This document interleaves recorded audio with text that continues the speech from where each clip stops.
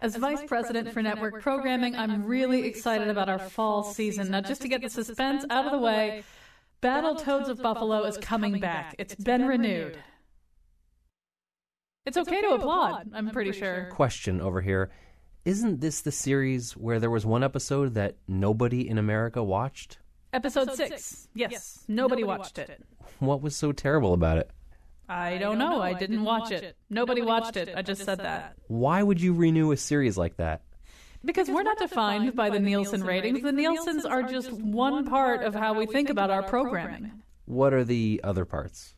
I'm not sure. Artistic credibility? Also, we spend a lot of money on those Toad costumes. I think Battletoad will do better this fall with a different lead-in. Our new game show, Put the Bunny Back in the Box. Is that the one where contestants get shot if they don't follow the rules? They get winged. It's all soft tissue wounds. Nobody dies. Everybody signs a waiver. What do you mean, it's all soft tissue damage? No, I said soft tissue wounds. Soft tissue damage is our new Tuesday night legal medical thriller about a wife who works in a trauma unit and a husband who's a personal injury lawyer. It seems that once again, your network's programming will be a paradoxical mix of formulaic, repetitious, bizarre, and grotesque. Who leaked our new slogan to you? No time for that. Time for the scramble with one of your colleagues, Eric Deggans. Also an update on the Michael Sam story, Hitting Good, Kissing Bad, and a new state poll on guns, Keno, and marijuana. And now he plays Aunt Dixie on the CW network series Guns, Keno, and Marijuana. Colin McEnroe. Well, little Luke, y'all better put down that gun and stop smoking marijuana and go play some Keno. I haven't really memorized all my lines for this week's episode, but it's something along those lines. All right, yes, today on The Scramble, we're going to talk in just a second to Eric Deggans, NPR's first ever full-time TV critic. We've talked to Eric many times before. We always enjoy him. And since we're talking to Eric, this is a good occasion for me to not exactly apologize, but it turns out that a number of people's sensibilities were somewhat wounded or abraded by Friday's Nose panel, where we were talking about the fact that the kinds of shows that get discussed among the intelligentsia, the TV cognoscenti, shows like Breaking Bad and Mad Men and Game of Thrones, and I could go on. These are actually not the shows that people watch, or at least they're watched in so much smaller numbers than compared to NCIS or CSI or these kinds of network shows that have 15 million viewers. So anyway, it sounded to some people like we were disparaging shows like that. I guess maybe we did a little bit, but I think our main point was that it's important to stay in touch with shows that people actually do care about in huge droves. So it's very appropriate today that we should be turning where we're turning right now, because Eric Deggans is joining us right now, and much of Eric's attention this week will be taken up with a TV agrarian ritual called the Upfronts, where the crop is introduced with a promise to harvest it in the fall. So Eric Deggans, welcome back to our show. Thanks for having me. And so explain better than I just did what the upfronts are. Yeah, I've never heard it referred to as an agrarian exercise. I love that. Basically, what the TV networks do is they present their fall schedules to all the big advertising muckety-mucks in New York City during a week in May. And they call it the upfronts because the goal is to tell everybody who buys advertising from the TV outlets what they're going to have over the next TV season, which runs from September to May, and try to sell them advertising space before the season even starts. The idea is to go to them and say, hey, we have a great new series, starring Alfre Woodard, or we have a great new series with Katherine Heigl, or we have a great new series that's focused on, a remake of the British series Broadchurch. And if you buy ad time now, you get it at a discount, and you're one of the first people on the ground floor, so to speak. But what it does for those of us who watch television and monitor television is it gives us a report card on how the TV season went, because we see all the shows. Everybody is sort of officially canceled. There's some shows where you didn't necessarily know what was going to happen. You had the sense they were going to get canceled. Robin Williams' comedy, The Crazy Ones, is a good example. It didn't seem to perform that well. It got replaced by another show in April. There was a sense it was going to be canceled, but CBS didn't really officially say it was canceled until this week.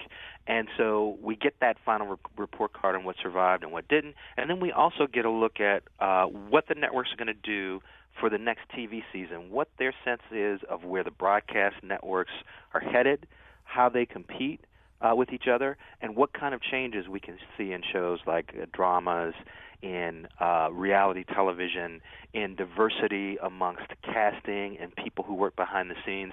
All of these questions are going to be answered this week as we see what shows get picked up and what shows get canceled.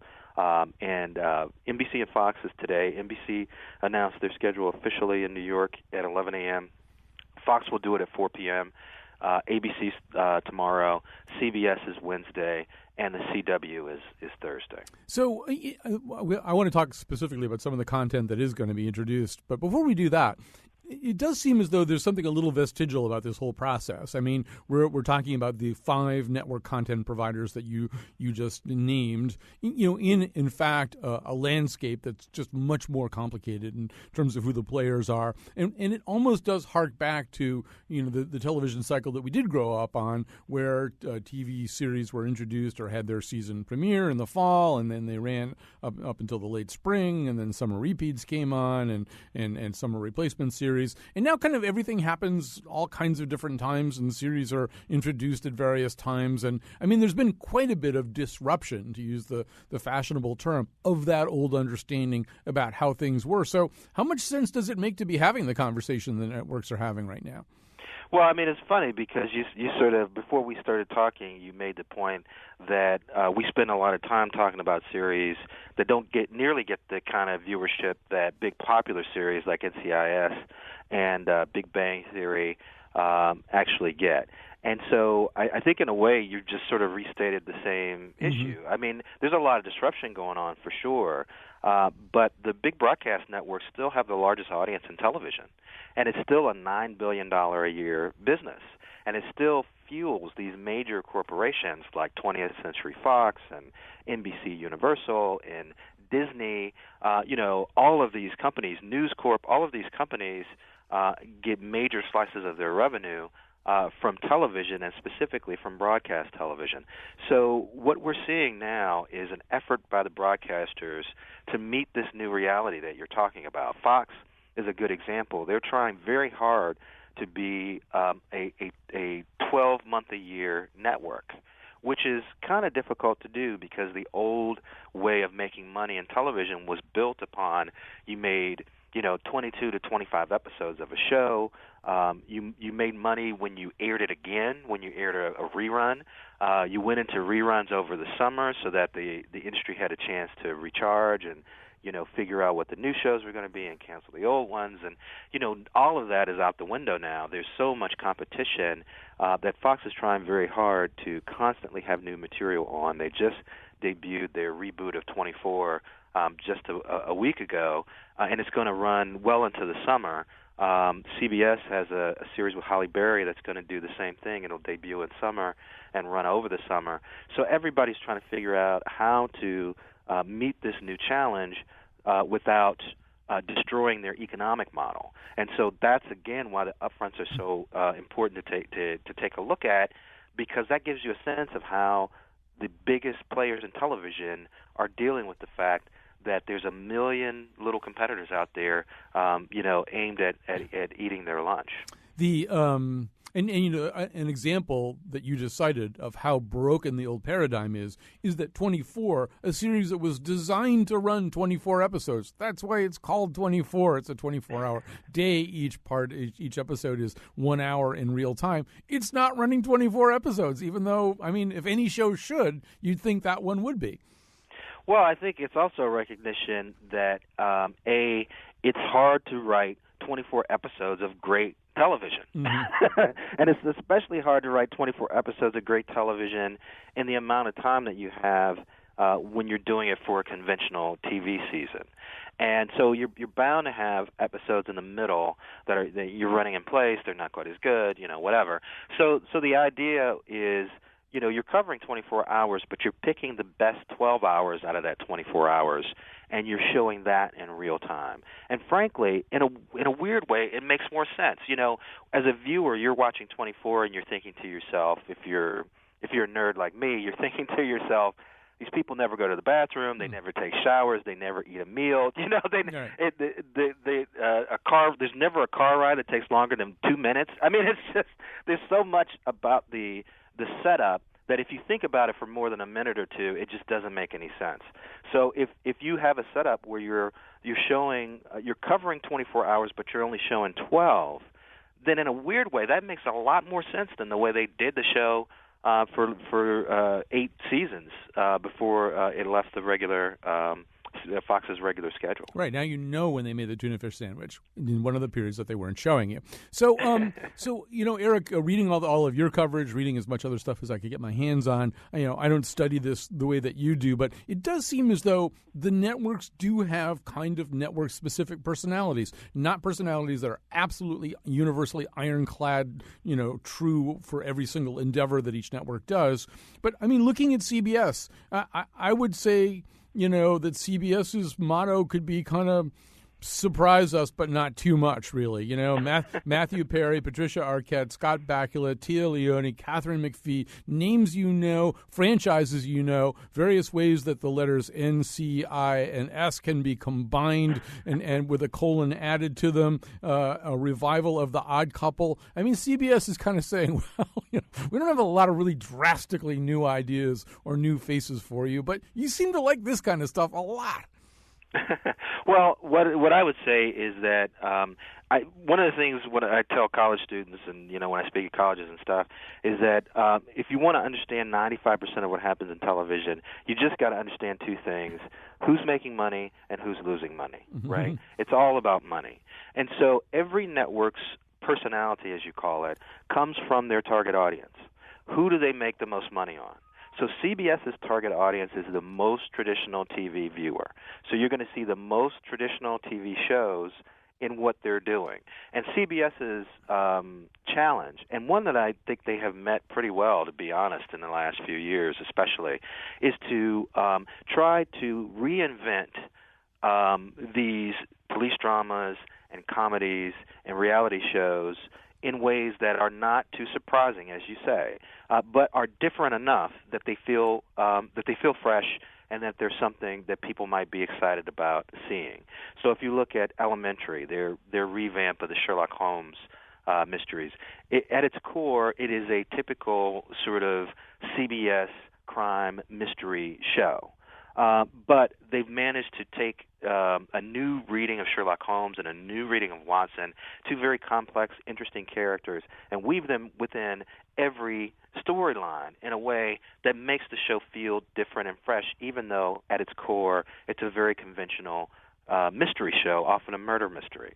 So that's CBS's personality. ABC is female-driven because its biggest hits are shows that appeal to women. Dancing with the Stars, Grey's Anatomy, Scandal, Revenge, all of those soap opera-y kind of dramas have found a home on ABC. Although I think ABC also seems to be trying to ride the current demographic wave, too. With a show like Modern Family, there's a lot of signposts in there about where the whole country is going. You look at the shows that they're introducing. They have a show called Cristela, which seems to be about a Mexican-American family. They have a show called Fresh Off the Boat. What could be more of a telegraph there? This is about an Asian-American family. I think you mentioned Viola Davis. She has a series on ABC. It seems to me more than any other network, they're sort of saying, hey, we realize the demographics are changing, the country's changing, we can't give you Mark Harmon 5 nights a week. We need to actually program some stuff that really, as they say, looks like America.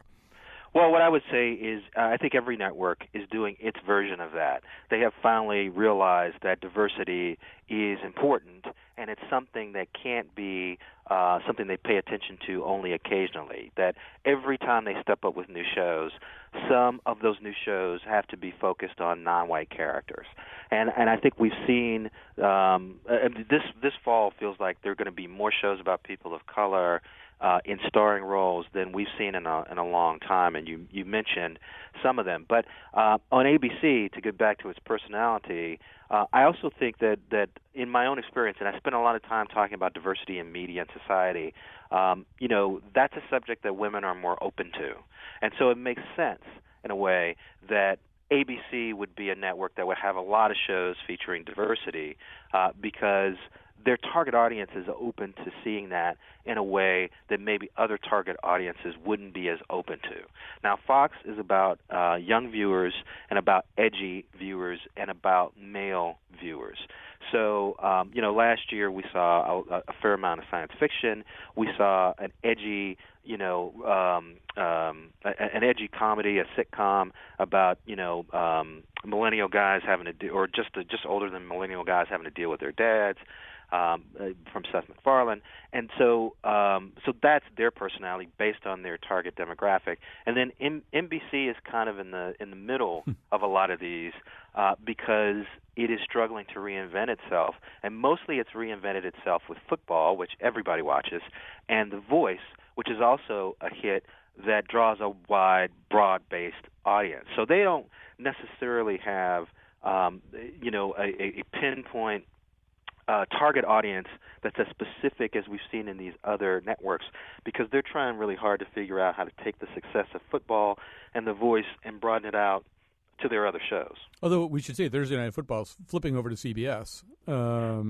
They have Sunday Night Football. NBC has Sunday Night Football, which is a tremendous ratings gainer for them. It does seem with NBC, I mean, once again, I don't follow this stuff all that closely, but when I started following it, the other thing that I sort of thought was, wow, everything that I would be potentially interested in seems like something they're a little bit scared to try. They're not throwing it out there in the fall. They're going to wait for something else to fail and then reintroduce it. So there's a Tina Fey thing. Who doesn't want to see the next Tina Fey project? Not starring Tina Fey, but still, as an originator, who doesn't want to see something by Tina Fey? That's not green-lighted for the fall. There's a David Duchovny thing about a Charles Manson chaser or something like that. That sounds like something I would probably watch a few episodes of. That's not ready to go either. It seems like they're maybe a little bit more afraid of some of the edgy creative stuff that, or maybe I'm just not their target demo. That's probably the case. No, what it is the one piece of information you don't have is how the TV season plays out, right? So if you start a show in the fall, then you have a period at the end of November and throughout December where you can't run new episodes, basically. People, as the Christmas season approaches, people watch television less. They're getting out of the house, going to parties. They're shopping. They're doing whatever. And so it doesn't make any sense to air original episodes of a popular show in December because not that many people are even watching TV to see them, right? So it's very disruptive. So if you have a show like the Tina Fey show that is a lot of people are going to want to see and that you want to run without interruption, you have to start it in January or you have to start it sometime during the winter, right? So that you can just keep running it until it runs out either in April or in May or in March, depending on how many episodes you make. That's why the following always debuts in January and runs through until it runs out of episodes, because it's the kind of show that you have to track from week to week. Right. People like Kevin Bacon, and they don't want to run the show for a little bit and then have to take a break in December and then get everybody reinterested in it again.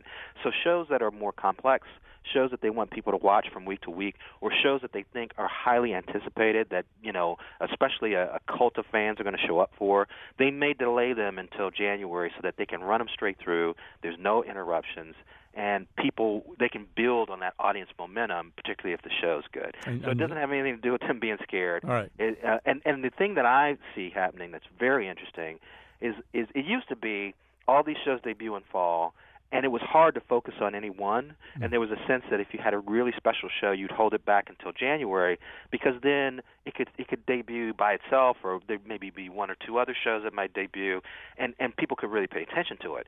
But what's happening now is there is so much noise about television out there that the mass fall debut creates this huge wave of publicity that you don't see for television, for broadcast television, at many other times, right? So in a way, it helps the shows to be a part of this thing that lands on every magazine cover and that everybody's talking about for a couple of weeks in September in a way that broadcast television just doesn't command the attention except for maybe the Super Bowl, right? So in a weird way, we're seeing that script flip a little bit, and shows that debut in January and February by themselves have a harder time getting attention than shows that are part of this big, massive promotional push in the fall. So it'll be interesting to see how that plays out in this coming TV season. Eric Deggans, I have a million more questions for you about all of that, but I also don't want to run out of time before we get a chance to talk about Larry Wilmore. So maybe we should shift gears over to Larry Wilmore for a second, because you and I have talked about this in the past, and as you just said, you write and talk a lot about diversity in television. We've spoken in the past about diversity in late-night comedy formats. The news over the weekend that Larry Wilmore would take over the time slot of the Colbert Report was, I think, really, really interesting news. And this is a guy who we've all come, those of us who watch The Daily Show, have really come to enjoy. A very interesting presence, a very interesting persona. It's probably not his real persona. This kind of buttoned down but crabby commenter on race issues who seems on the one hand to have this somewhat, as I say, kind of buttoned down, sort of personally conservative self-presentation, but then will say really outrageous things or just blurt all kinds of profanities in the middle of his presentations. I love this guy. I love him as a Jon Stewart Daily Show contributor. Of course, when you think about hosting a show, I mean, a whole bunch of different skill sets come into play. But as you've pointed out, this guy has a whole bunch of skill sets. He hasn't just been a comedian in his life, right? Yeah, Larry Wilmore has been in TV for quite a while. He started as a writer for shows like In Living Color and the Jamie Foxx Show, shows that were multicultural or black-focused on Fox back in the 90s, when Fox was using those kind of shows as counter-programming for NBC's Must-See Thursdays, which had, Friends and Seinfeld and Frasier, it was like the whitest night of television. So Fox decided to counter-program with minority-centered shows, and Larry started writing for them, and then he helped co-create an animated series that Eddie Murphy did called The PJs for Fox, and he also helped create the Bernie Mac Show, which was a two-short show comedy series featuring Bernie Mac before he died, the legendary African-American stand-up comedian. And then Larry went on to try other projects. He's actually done a lot of pilots of shows featuring himself as a star. He did one. He was developing one where he would play like an Obama-like presidential candidate, and then when Obama got elected, it seemed like that kind of sapped some of the juice out of the concept. And then he also had a concept where he would play a self-centered cable news host, but then, Stephen Colbert kind of sucked the air out of that. And so he's had a lot of different ideas sort of kicking around where he would finally feature himself as a performer. But as you said, he really kind of hit his stride on The Daily Show as a correspondent, basically a guest star who would come in and do really funny stories about race. And he was able to find new things to say about race at times when things like the Donald Sterling controversy are jumping off. And he was also able to do it in a way that everybody would find it funny. So it wasn't just people of color laughing at it. It wasn't just white people laughing at it. It was a way to sort of tell truths about how race works in society in a way that felt even-handed and felt like no topic was too risky. He could take on anything.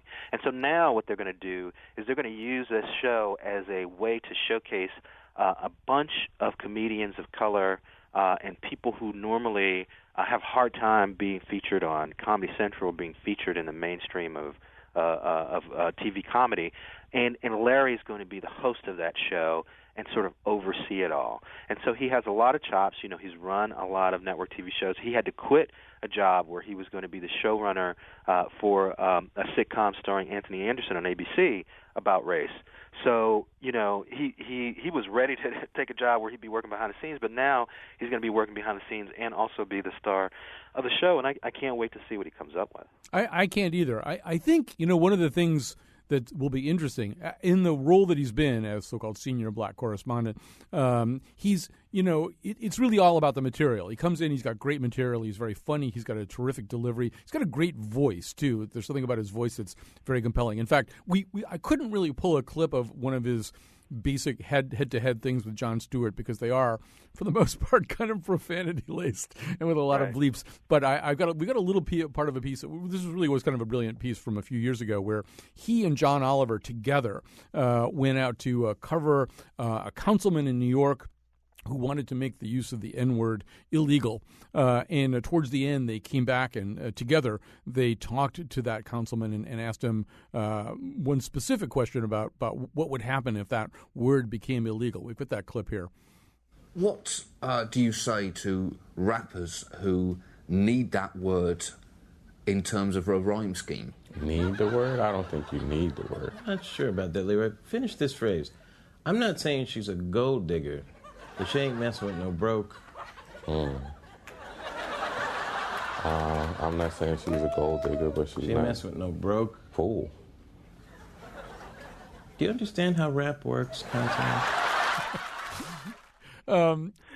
He's a very funny guy. But, Eric, one thing that as a TV critic is that, David Letterman at one point said that one of his big revelations was no piece of comic material was as important as his relationship with the audience as a friend that they want to visit night after night after night. Sure. And so 4 nights a week, if I assume that's what this is, one of the things Wilmore will probably have to do is figure out what his persona is. Who's the guy we want to have that 11:30 date with?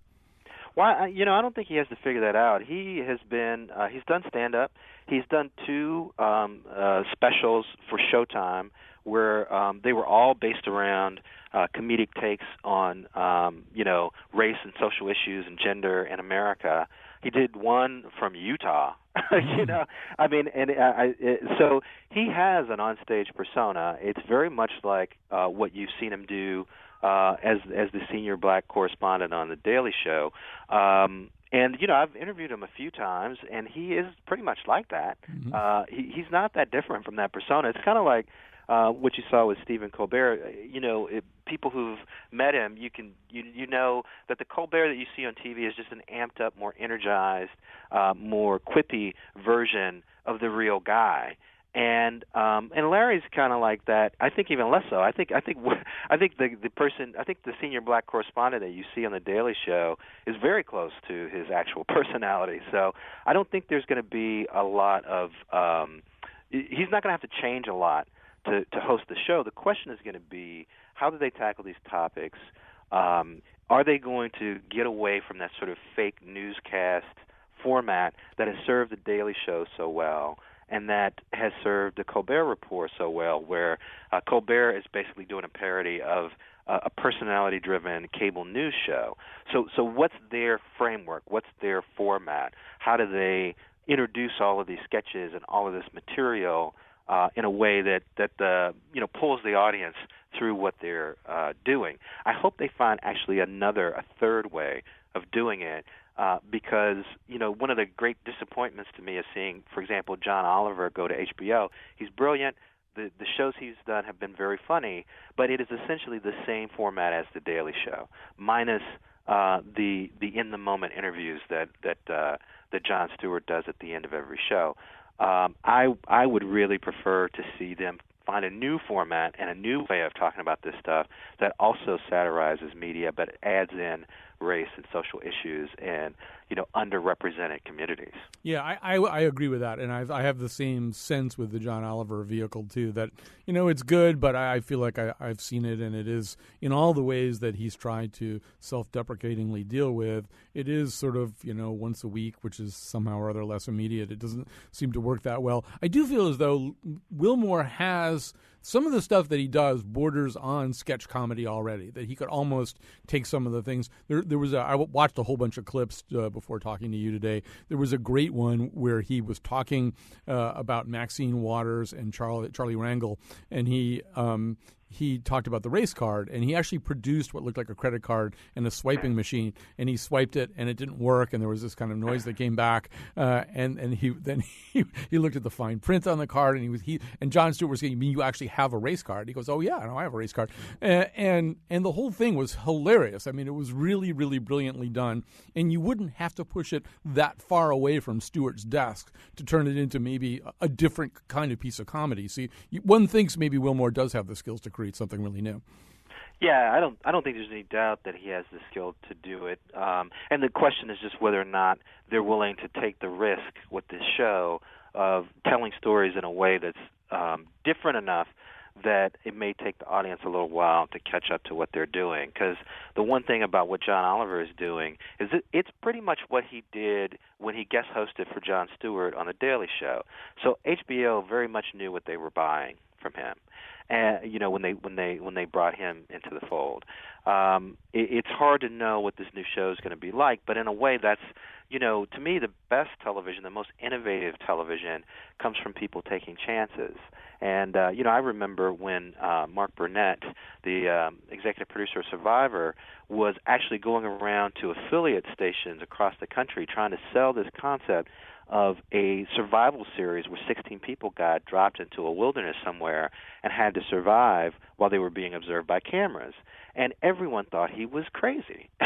and critics thought he was creating a situation where somebody would get killed. And what he wound up doing was creating a reality TV franchise that has survived, 12, 13 years now. So the question is, are they going to really take a chance and do something different? Or will we wind up seeing a thinly veiled reimagining of the same kind of show that we've seen on Colbert Report and The Daily Show? All right, Eric Deggans, we'll find out, and we'll regroup with you as soon as possible. Thanks so much for joining us today. All right, thanks a lot for having me. All right, that's Eric Deggans. He is the one and only NPR TV critic. We're going to take a break. We'll come back with Christine Stewart from CT News Junkie about a new Connecticut poll.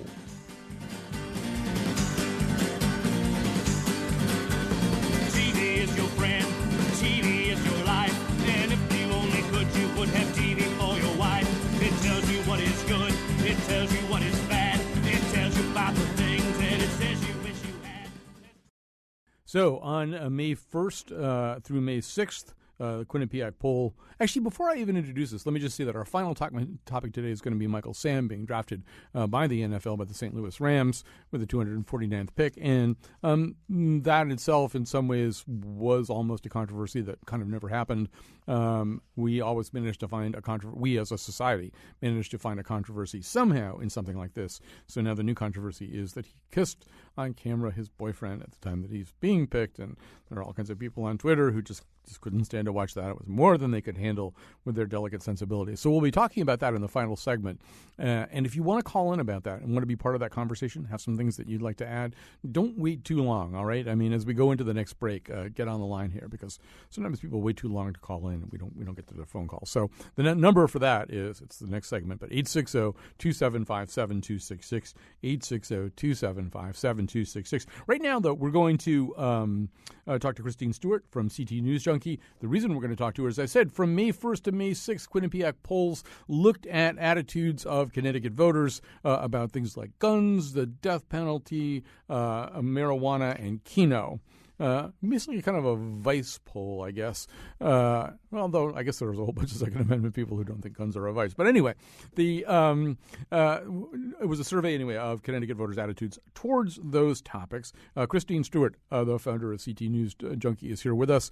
So tell us more about this, Christine. We might as well start with guns. I think in some ways some of the headlines here do come in the area of guns. So what did Quinnipiac polls find out about our attitudes towards firearms? Well, I thought this was really interesting that, you have those who support stricter gun control laws in Connecticut, which were, some enhanced last year after the Sandy Hook shooting. 56% support those, new stricter laws and 38% oppose them. But of those people, if they couldn't vote for a candidate that disagreed with their gun position, so 54% actually would not vote for a candidate that didn't support their position on guns. Yeah, and it seems which you would think would be the opposite, just because the Second Amendment supporters have been, very vocal, recently, that you would think that their opposition would make them opposed to voting for anybody aside from that one issue, being a one-issue voter. Yeah, I mean, just to sort of draw an underline beneath that, I had the same reaction, which is if you told me that a certain percentage of people would not vote for a candidate if that candidate did not share their position about guns. I would just assume, I think I would naturally assume we were talking 100% about people who are supporters of gun rights. I sort of forgot that there's even a constituency that might not vote for a candidate who didn't sufficiently favor gun control or reform of the gun laws with an eye to restricting access to guns. But what the poll found out was that latter group, the people who believe in more gun control, less access to guns, are more hardened off in their belief and less likely to vote for a candidate who won't deliver on that than the group of people. There just aren't as many as the other kind of people, the people who wouldn't vote for a strong Second Amendment supporter, right? Which is really interesting because I think that they haven't been as vocal. I mean, they do have the group, and they said that they're forming a super PAC to participate in the upcoming election, but I don't feel like they've been as vocal online or just as vocal in the electoral process of deciding which candidates move forward in this process. Yeah, and I think there's a deeper lesson to be learned from all this, too, because you and I, we're subject to the same kinds of buffeting all the time on newspaper comment threads or CT News Junkie comment threads. And you go to public hearings on gun laws and you see these incredible shows of force by the people who are very concerned about having their guns taken away, and we see big rallies on the Capitol lawn. And, this is the second poll sandwiched around a political development that just sort of suggests that this is not as big a group as we tend to think. They make a lot of noise, but we just saw Martha Dean drop out of the governor's race. Now, I personally think she dropped out of the governor's race because she couldn't get any delegates at the convention, but she cited her poor showing in the Quinnipiac poll from last week about this. I had assumed, once again, based on this very anecdotal testing of the waters, that she'd have a lot of support because she is such a strong symbol of gun rights, and I just assumed there were a lot of people who would just automatically flock to her standard because of that, and there just aren't, apparently.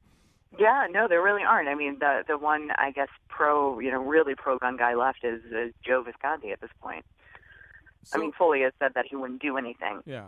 He wouldn't repeal it, but at the same time, he wouldn't really take on the issue. So, and this is, speaking of Governor Malloy, an issue that works pretty well for him now then. Although the approval rating for his gun policy isn't, overwhelming, it does seem as though there are people who would not vote for somebody who, and you sort of have to, when you think about this and you think about the fact that Tom Foley, the leading contender for the Republican nomination, has never really carved out a rock-solid pro-gun rights position. He always seems to make it a little fuzzy. Correct me there if I'm wrong about that. No, you're correct about that. I mean, he walks the line on this one. He doesn't fall hardly down on one side or the other. He did attend the gun rally, though, recently at the Capitol. I think it was like last April. But, if you know that a hardened-off gun rights policy would cost you a huge segment of the electorate who just couldn't possibly vote for you based on that, then you're not going to have a hardened-off gun rights policy. Yeah, I think that he is aware that, obviously, this poll shows, if this poll's correct, that most people actually support the stricter gun laws. So let's look at some of the other things.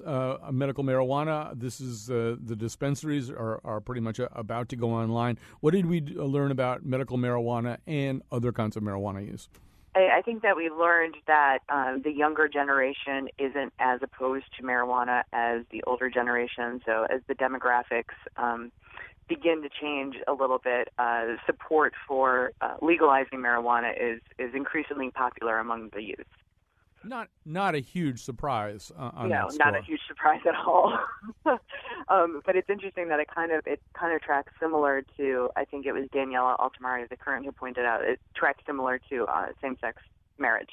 Right. And the youth's opinion of same-sex marriage and how it's changed over time. But this one thing we did learn from the poll, although I don't know if we actually learned it, many of us may have already known it, but if you hear the debate about medical marijuana, you'd think it was much more up for grabs than it really is. 90% of voters approve of medical marijuana.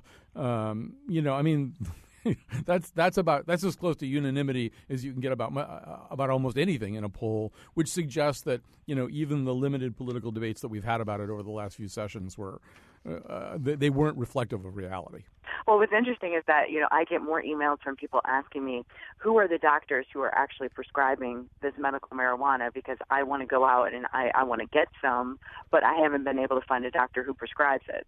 And the Department of Consumer Protection says we can't give you a list of the doctors that are prescribing it. Well, that may be a whole show for us. Yeah, that could be an entirely new show. Yeah, but yeah, the market is clearly there. People want their prescriptions, and the market will sort itself out. I can pretty well guarantee you if you look at the experience in other states where they've done this. Well, let's talk about some of the other issues. Christine Stewart from CT News Junkies with us. Talk about some of the other issues that sort themselves out a little bit in this poll. These are all issues that could drive votes in certain ways. Although Keno, I mean, I don't think what we learned about Keno really means anything anymore, because Keno is supposedly completely off the table as of the end of the last legislative session. But maybe we find out why it's off the table. It is officially repealed, and so 67% of people in this poll said that they opposed it, which isn't different than previous polls, where Quinnipiac has asked this question. I guess in 2013, it was 59% opposed it. In 2010, 70% opposed Keno. So they actually repealed Keno. They didn't just not fund it. They actually repealed it. And I mean, that either means that, I mean, it probably means that they saw these polls, they saw the previous polls, they saw any internal polls they had and thought, wow, we're just going to lose so much support on this. It's not worth the X million dollars we think we're going to get. I mean, there may be some other really fascinating backstory and all that, but at minimum, it probably means that. We should also talk very briefly about the death penalty, although that's another done deal. I mean, I don't think anybody feels the death penalty's in play or in flex in any way, but it does indicate an electorate that's slightly out of communion with the finished product on the death penalty. And this seems to have been the case, all along. They voters in Connecticut support the death penalty, but they remain divided when you ask them whether they prefer life in prison without parole or the death penalty. So it's like a 47-49 split on life in prison without parole versus the death penalty. But it's, that's within the margin of error. So. And so, then the last thing we learned about was minimum wage. Also, not a big surprise. It's been clear all along that, and this got said on the Wheelhouse a week or two ago, that it's been clear all along that the minimum wage was a winning political issue for Dan Malloy or anybody else who wanted to pursue it. And we found that to be the case in the poll, right? It definitely is the case. I'm still looking for someone who makes minimum wage, though. Exactly. That's the larger question. But 72% of respondents like the minimum wage increase. 94% of Democrats like the minimum wage increase. And most importantly, 70% of unaffiliated voters, the people that everybody really cares about because they're the people who have to be wooed. So, I mean, as you look at all this, though, and you sort of look at the coming election, really it's hard to see how, with a possible exception of gun laws, it's hard to see how any of this comes into play and determines how the election is going to come out, right? I mean, the election is going to probably be based on other stuff because most of this stuff is settled law now. Yeah, I feel like I was actually kind of curious as to why Quinnipiac asked them this stuff, because I feel like the marijuana thing has been settled, the Keno thing has been settled, the death penalty has been settled. They've all been settled within the past 4 years, but they seem to be done public policy measures the Connecticut legislature has taken. So who knows, the gun laws could impact the election. I mean, we are talking about a small segment of the population, but that small segment of the population, the last election was within 6,404 votes, so they could determine who the governor is.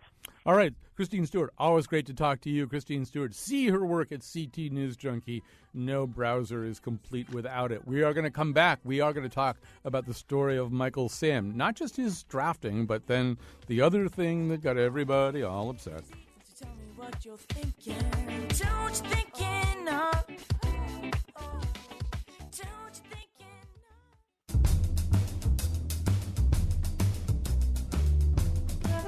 It seems unfair that Michael Sam gets criticized for one kiss, but nobody says anything about the players holding hands with their parole officers. Today's show was produced by Betsy Kaplan and me. Greg Hill appeared in our intro and tweets for us at WNPR Colin. Katie Tolarski is our executive producer. The part of Bill Curry was played by Patricia Arquette. for show pages, articles, and clips from the Faith Middleton Show staff's fall TV pilot, The Adventures of Pantless Pelican Paul. Visit our website, WNPR.org. On tomorrow's show, the art of navigation when satellites are taking over for maps. And now, back to Colin. All right, so we're going to have to speed through this last segment here, but I think we can talk about most of what we need to talk about. You want to talk about a numerical disparity? The second most popular NFL football jersey emblazoned with the name of one of this weekend's draft choices contains the name of the player who was picked 249th. And the reason for that, of course, is that player is Michael Sam. He's been picked by the St. Louis Rams. One of the journalists who's really been covering this from the get-go, Sid Ziegler, joins us. He's the co-founder of Outsports.com, from which I think I lifted that particular nugget of information I just shared with you. Sid Ziegler, thank you so much for joining us. That's pretty crazy statistic, right? I mean, the 249th pick is the second best-selling jersey, and in 48 hours less time. Did you order yours yet? You know, I have not.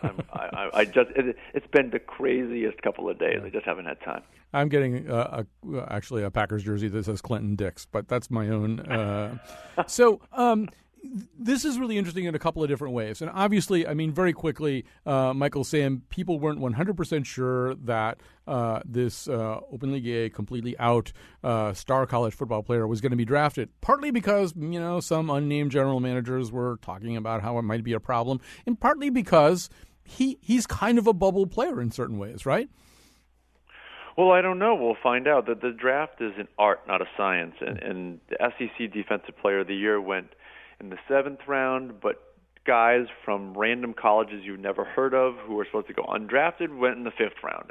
And every single draftee, even the number 1 draft pick, Jadeveon Clowney, I'm sure thinks that he should have been drafted higher. So that's just the way it goes. He should have been drafted in negative numbers. All right. So, but you know, there's not only the question now of will he make the team, but also this kind of unexpected little wave of controversy happened. Not unusually, he was there with his significant other waiting for the phone call, and then when the phone call came, he had a celebratory kiss with his significant other. Of course, he's gay, so his significant other is a man. This was caught on camera, and immediately in the Twitterverse, various people living in God knows what historical era were having huge problems with this, right?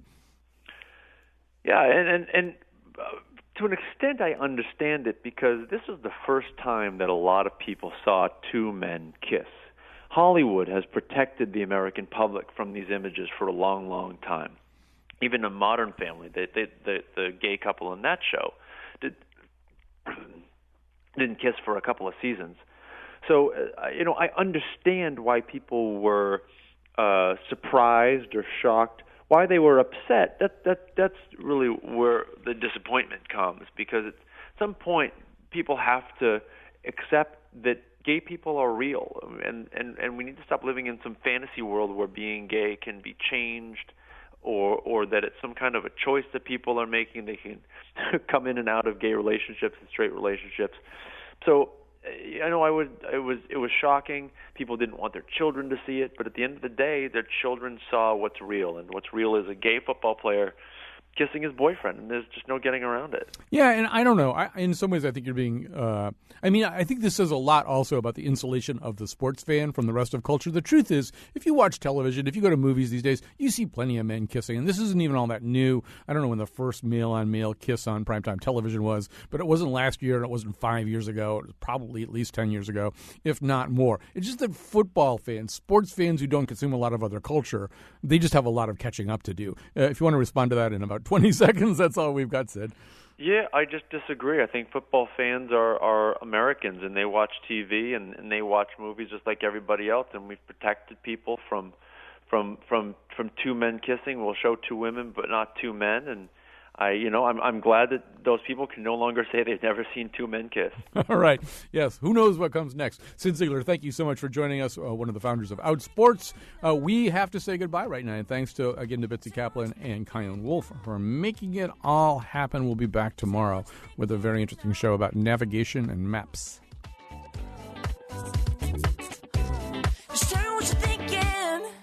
I'm Kyone Wolf. Imagine if we legalized recreational marijuana in Connecticut. Our new state motto could be, did you ever notice chocolate cake? It's like a deep dish chocolate pizza, but made out of cake, man.